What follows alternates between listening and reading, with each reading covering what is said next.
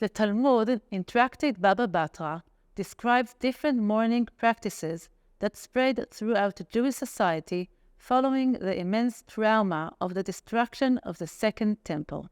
Among others, the following practice is mentioned. Rather, this is what the sages said.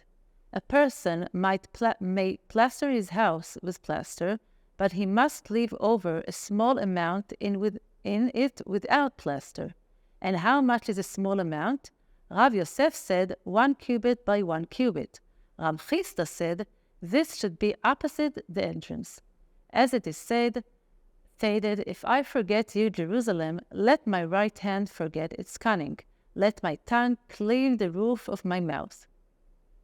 Maimonides and following him the Shulchan Aruch combine the opinions of Rav Yosef and Rav Schechter and decree that the size of the space that must be left unplastered is 1 cubit by 1 cubit, and its place in the house is opposite the entrance.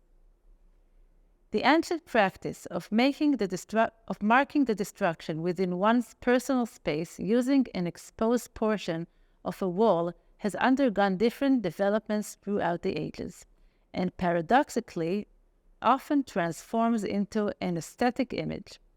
We will now examine 2 works of art inspired by this practice.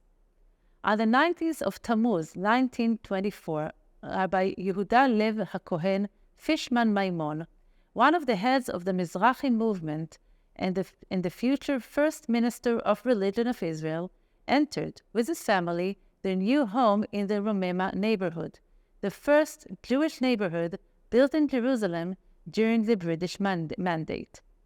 Above the front door, they installed a painted ceramic slab made in the ceramics workshop of the Bezalel Art School.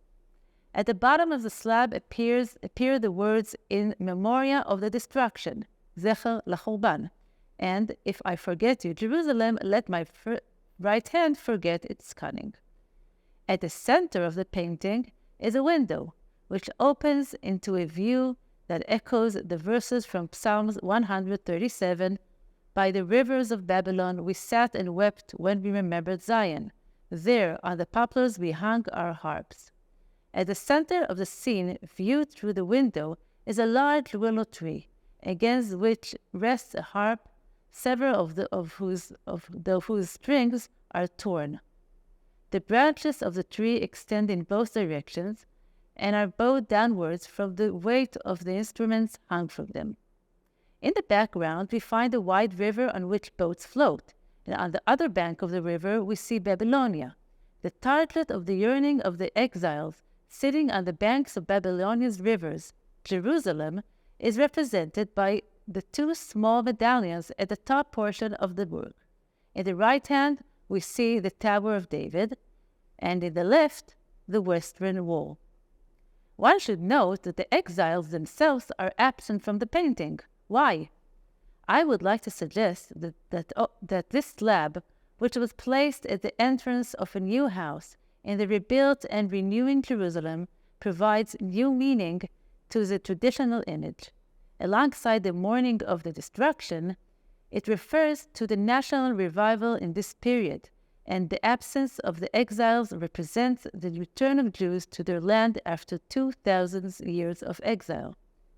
The idea of the in memoria of the destruction occupies contemporary artists as well. Ruth Kestenbaum Ben Dov has created a marvelous series of oil paintings named Memoria, and we will now look at the first painting in the series, Memoria 1. The painting is divided into 2 equal squares, both painted in a light shade that resembles the whitewashed wall of a house. In the center of the right-hand square, an internal square in a light gray, which resembles an exposed concrete wall, and under this, the words in memoria of the destruction, again in a light color. At the center of the left-hand square is a frame, within which is an arched gate, which frames the structure of the Dome of the Rock. Above and below the building is found an Arabic inscription containing praise for Allah.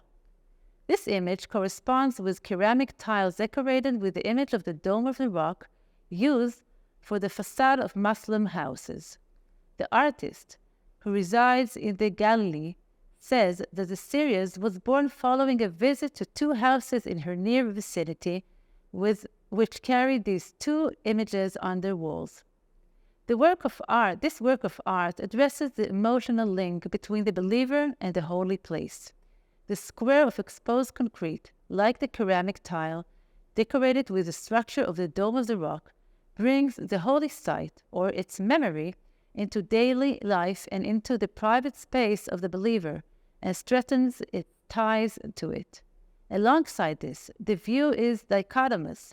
The Muslim side is presented as an actual entity, colorful and majestic, whereas the Jewish side is represented through its absence, the absence of shape, the absence of color, the absence of life, destruction.